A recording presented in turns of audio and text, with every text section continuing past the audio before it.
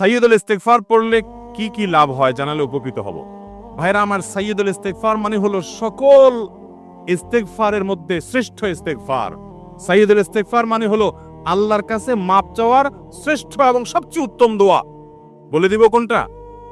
আল্লাহুম্মা আনতা রাব্বি, হে আল্লাহ আপনি আমার রব, লা ইলাহা ইল্লা আনত, আপনি ছাড়া সত্যিকার কোনো মাবুদ নাই। আল্লাহুম্মা আনতা রাব্বি লা ইলাহা ইল্লা আনত খালাকতানি, আপনি আমাকে সৃষ্টি করেছেন। ওয়া আনা আবদুকা, আমি আপনার গোলাম।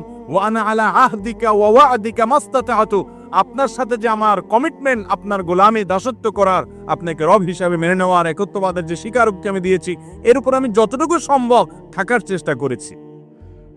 আউযু বিকা মিন শাররি মা সানাতু, কিন্তু এরপরও আমার দ্বারা কিছু অপকর্ম হয়ে গেছে, সেগুলোর ক্ষতি থেকে আমি আপনার কাছে পানাহ চাই, তার জন্য আমার জন্য কোনো ক্ষতি না হয়, শাস্তি না হয়। আউযু বিকা মিন শাররি মা সানাতু আবুউ লাকা বিনি'মাতিকা আলাইয়া, আপনি আমার প্রতি নিয়ামত দিয়েছেন, আমি স্বীকার করি। ও আবুউ লাকা বিযামবি, আমি আবার অনেক পাপ করেছি, সেটাও স্বীকার করি। ফাগফিরলি, অতএব আমাকে মাফ করে দেন। ফাইন্নাহু লা ইয়াগফিরুয যুনুবা ইল্লা আনত, কারণ আপনি ছাড়া কেউ কোনো পাপ অপরাধ মাফ করতে পারেন না। এটা হলো সাইয়্যিদুল ইস্তিগফার।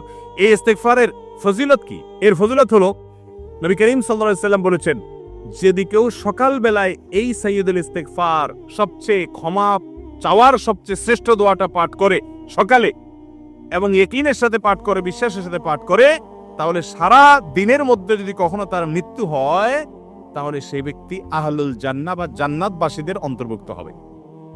সন্ধ্যার সময় যদি এই দোয়া কেউ পড়ে এরকম বিশ্বাসের সাথে, ইয়াকিনের সাথে, তাহলে সেক্ষেত্রে ওই রাতের ভিতরে যদি তার মৃত্যু হয়, সেও আল্লাহ রাব্বুল আলামিনের কাছে জান্নাতবাসী হিসাবে যাবে ইনশাআল্লাহ। অতএব সাইয়্যিদুল ইস্তিগফার পড়বো তো ইনশাআল্লাহ। সাইয়্যিদুল ইস্তিগফার এটা আমাদের মধ্যে একেবারে মুখস্থ হয়ে যাওয়া উচিত। বারবার করে আমাদের